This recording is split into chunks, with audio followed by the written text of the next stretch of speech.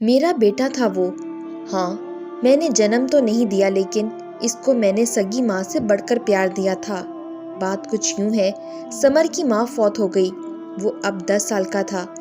ماں کے جانے کے بعد سمر بہت روتا تھا کیونکہ وہ کھانا ماں کے ہاتھ سے کھاتا تھا، سوتا ماں کے پاس تھا، جبکہ 10 سال کا ہو چکا تھا۔ ماں کے جانے کے بعد وہ ضدی سا ہو گیا تھا۔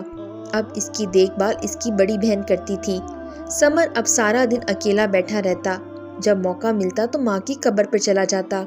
بڑی بہن کہنے کو تو بہن تھی لیکن وہ عجیب سی تھی، کچھ نفسیاتی بھی تھی۔ وہ سمر کو چھوٹی چھوٹی بات پر مارتی تھی۔ سمر کا دم گھٹنے لگا تھا اس گھر میں۔ 10 سال کا سمر محبت کی تلاش میں تھا۔ اسے ماں کا سایہ مل جائے، باپ زیادہ دھیان نہیں دیتا تھا سمر پہ۔ وقت گزرنے لگا، وہ اسکول جاتا تھا۔ اسکول میں اسے ایک ماں مل گئی۔ ماں کوئی اور نہیں، اس کی اسکول ٹیچر تھی۔ ٹیچر کا کوئی بیٹا نہ تھا، ایک ہی بیٹی تھی۔ شوہر ڈاکٹر تھا لیکن ظالم انسان تھا، بہت ٹارچر کرتا تھا۔ خیر وہ الگ ظلم کی داستان ہے۔ سمر گندے سے کپڑے پہنے اسکول آیا، بال بکھرے ہوئے تھے۔ ٹیچر جانتی تھی سمر کی ماں فوت ہو چکی ہے۔ ٹیچر نے سمر کو پاس بلایا۔ سمر ڈرا سہما سا، چہرے پر چوٹ کا نشان تھا۔ ٹیچر نے پوچھا کیا ہوا ہے؟ آہستہ سے بولا، وہ نہ مجھے محلے کے ایک لڑکے نے مارا ہے۔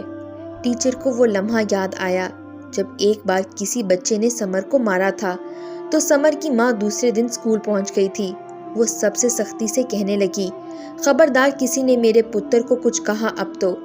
لیکن آج چہرے پر زخم کا نشان ہے، لیکن کوئی نہیں کہہ رہا کہ میرے پتر کو کوئی نہ مارے۔ ٹیچر نے پاس بلایا، اپنے بیگ سے ایک دوپٹہ نکالا اور سمر کا چہرہ صاف کیا، پھر پیار سے سمجھانے لگی، سمر بیٹا تم مجھے ماما کہہ کر بلایا کرو۔ سمر چپ ہو گیا، نظریں جھکا لیں۔ میں نے اس کا ہاتھ پکڑا، اسے پانی کے نل کے پاس لے گئی، اس کا منہ ہاتھ دھلایا۔ وہ بہت پیارا لگ رہا تھا۔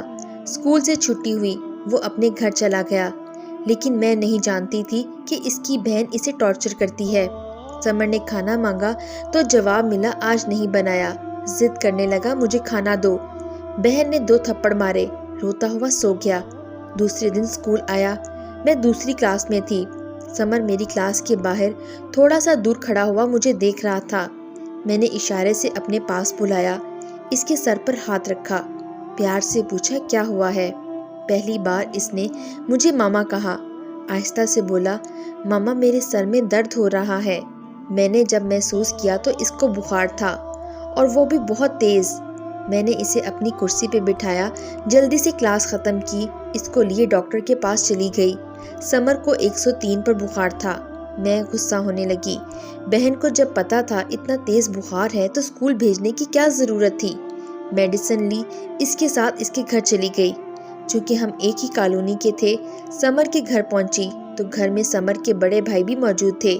میں نے ان کو صورتحال سے آگاہ کیا اور سمجھایا کہ سمر کا خیال رکھا کریں۔ اتنا کہہ کر میں گھر لوٹنے لگی۔ سمر میری طرف حسرت بھری نگاہوں سے دیکھنے لگا۔ جب میں گھر آ گئی تو اس کی بہن سوالات کرنے لگی، تم کیوں گئے ٹیچر کے ساتھ دوا لینے؟ سمر چپ رہا۔ 1 سال گزر گیا تھا۔ سمر اب اسکول آتا تو سب سے پہلے مجھے ملتا۔ وہ اب 11 سال کا ہو گیا تھا، لیکن عجیب کام کرتا تھا۔ گھر سے پراٹھا لے کر آتا تھا اور میرے ہاتھ سے کھاتا تھا۔ اسکول میں 1-2 بار پرنسپل نے مجھے منع کیا، اسکول میں صبح صبح تم اسے لے کر بیٹھ جاتی ہو، یہ غلط بات ہے۔ میرا گھر پاس میں ہی تھا اسکول سے۔ پھر سمر کو میں نے کہا تم گھر آ جایا کرو۔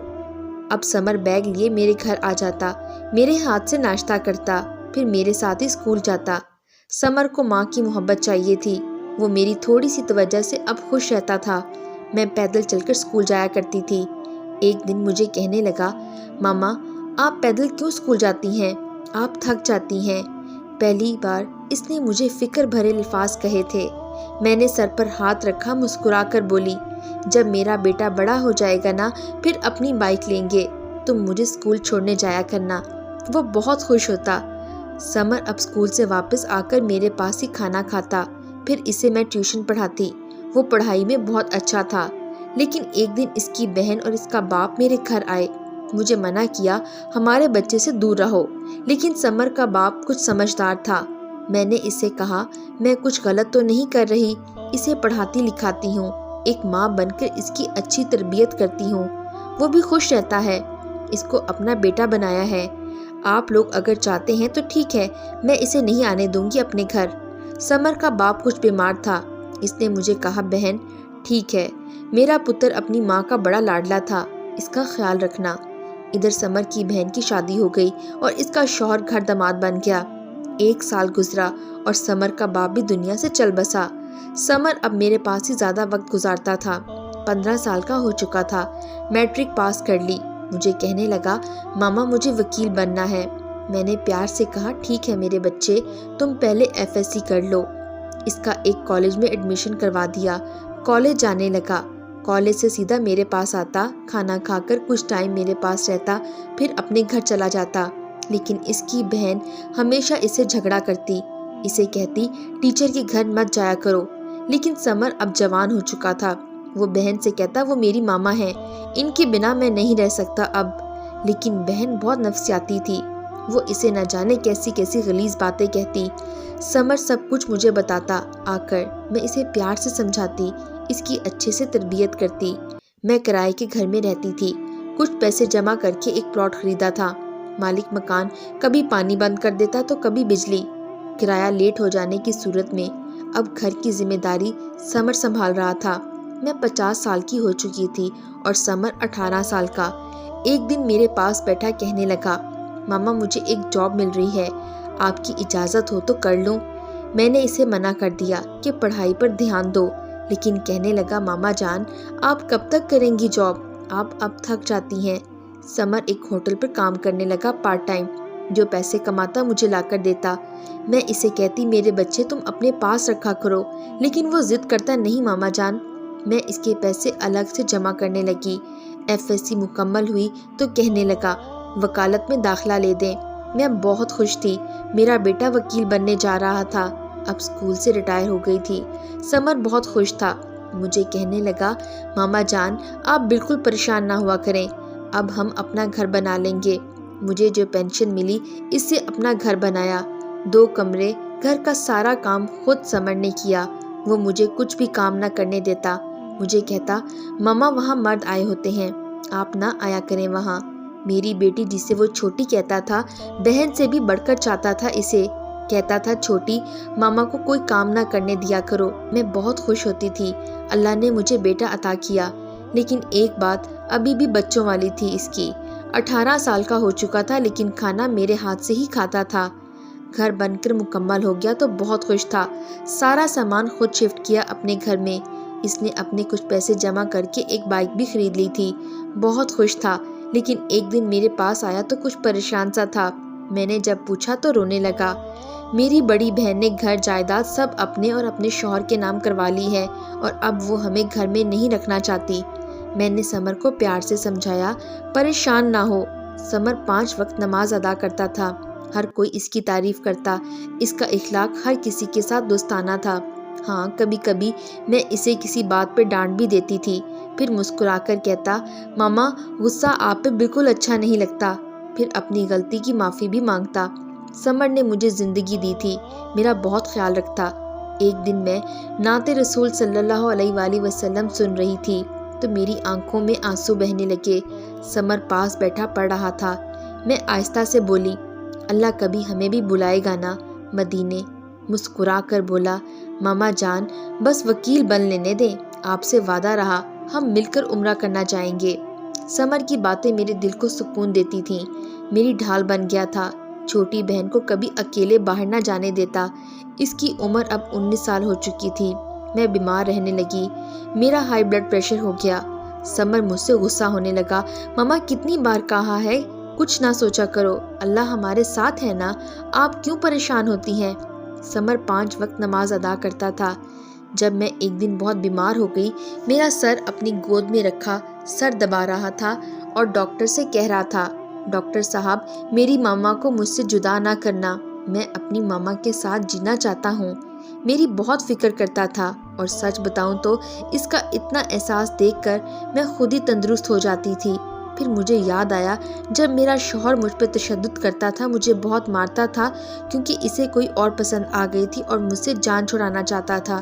پھر آخر مجھے طلاق دے کر سرخرو ہو گیا۔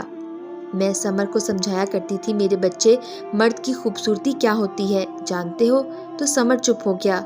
میں نے اسے بتایا، مرد کا حسن اس کا اخلاق ہے۔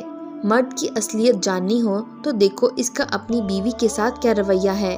اگر تو وہ بیوی کو گالیاں دیتا، مارتا پیٹتا ہے تو مرد نہیں، بے ضمیر کتا ہوتا ہے۔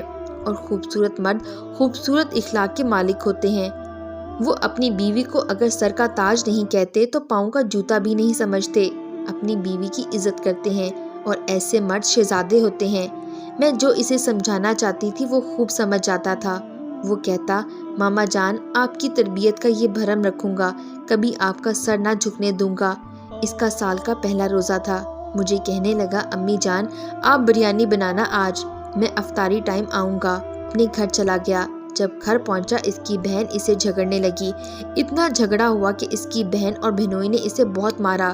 بہن اسے نازیبا الفاظ کہنے لگی، تم نے ماں کے نام پہ معشوقہ رکھی ہوئی ہے، تم ماں کے رشتے کو داغ لگا رہے ہو، تم بغیرت انسان ہو۔ سمر چلا کر بولا، باجی اللہ کا واسطہ ہے ایسا نہ کہو، وہ میری ماں ہے، ماں کے بارے میں ایسا نہ بولو۔ بہن کی آواز سن کر محلہ اکٹھا ہو گیا۔ بہن سارے محلے والوں سے کہنے لگی، یہ کافر ماں کے نام پہ عشق کرتا ہے۔ جب سمر نے یہ الفاظ سنے تو وہ بے ہوش ہو کر زمین پر گر گیا۔ ہسپتال لے گئے۔ میں بریانی بنا کر انتظار کر رہی تھی لیکن سمر نہ آیا۔ میرا دل گھبرانے لگا۔ میں نے جب پتہ کیا تو خبر ملی ہسپتال میں ہے، اسے ہارٹ اٹیک آیا ہے۔ میں دوڑتی چلی گئی، بے ہوش پڑا تھا۔ میں رونے لگی۔ اس کی بہن نے ہسپتال میں بھی خوب تماشا لگایا، میری بہت بے عزتی کی، مجھے طرح طرح کے طعنے دیتی رہی، مجھے دھکے دے کر وہاں سے نکال دیا۔ میں پریشان رہنے لگی۔ 4 دن گزرے، میری سمر کی کوئی خبر نہ تھی۔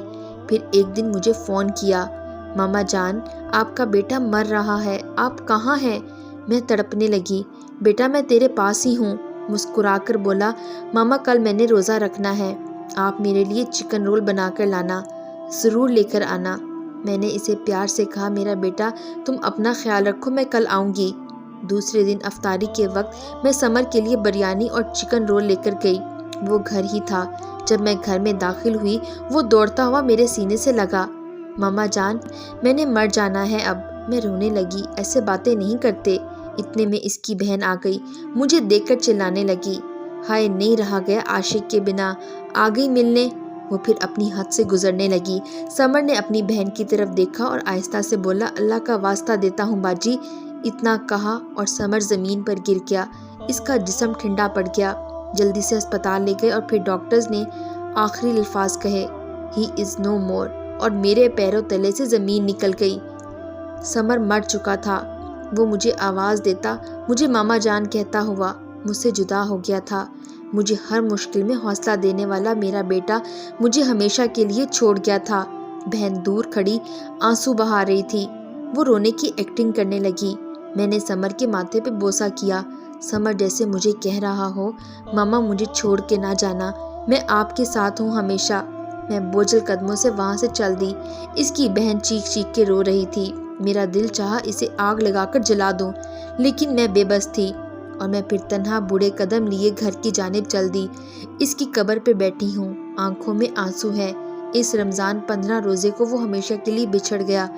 پھر سچ یہ کھلا مجھ پہ کہ سمر اپنی بہن سے جائیداد میں حصہ مانگ رہا تھا اور بہنوئی اپنی بہن کے ساتھ سمر کی شادی کروانا چاہتا تھا، اور پھر بہن جلاد بن گئی، اپنے بھائی کو کھا گئی۔ میں نے اسے بے شک جنم نہیں دیا تھا، لیکن میرا اللہ جانتا ہے سگی ماں سے بڑھ کر اسے اپنا مانا تھا۔ بہن کا لالچ اور پاگل پن میرے سمر کو فنا کر گیا۔ سب بہنیں ایک جیسی نہیں ہوتی، بہنیں تو بھائی پہ قربان ہو جاتی ہیں، لیکن یہ کیسی بہن تھی جو اپنے بھائی کی قاتل بن گئی؟ عورت بہت ظالم بھی ہو سکتی ہے، جیسے میرے سمر کی بہن جس نے ہنستے مسکراتے سمر کو خاک کر دیا۔ بہت سی عورتیں اپنوں کی قاتل ہوتی ہیں، کچھ شوہر کا قتل کرتی ہیں محبوب سے مل کر، کچھ ماں باپ کو رسوا کرتی ہیں محبت کے نام پہ، کچھ بہن کے روپ میں قاتل بن جاتی ہیں۔ اور آج شاید مجھے احساس ہو رہا ہے یہ دنیا فنا کے قریب ہے، رشتوں میں اب محبت نہیں رہی، اب ہر منزل مطلب کی ہے، اب ہر تعلق مطلب کا ہے، اب ہر رشتہ مطلب کا ہے۔ اب کس پہ یقین کریں، کسے اپنا کہیں؟ سنا ہے اس کی بہن اب سکتے میں ہے، اسے کوئی کہو جا کر تمہارا ڈرامہ ختم ہو جائے تو اللہ کے انصاف کا انتظار کرے۔